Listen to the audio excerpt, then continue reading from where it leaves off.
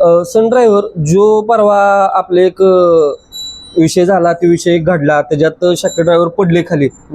तुमच्या लगेच डोक्यात कसं काय सोडलं? म्हणजे तुम्ही पण लगेच ती गाडी सोडून दिली आणि तुम्ही पण उडी मारली आणि त्यांचं वाचवायसाठी लगेच गेला तुम्ही? मी शाकीर ड्रायव्हरला उडी मारताना बघितलं आणि मारल्यानंतर ते पडताना मी त्यांना बघितलं. बरं. ज्या क्षणी ते पडताना मी बघितलं, मला जाणवलं ती माझ्या गाडी खाली येणार आहेत. मग त्यावेळेस मी उडी टाकली गाडीवरतून आणि ते बैला खाली आलेले मी बघितले. मग मी त्यांना कवळीत उचलून घेतलं.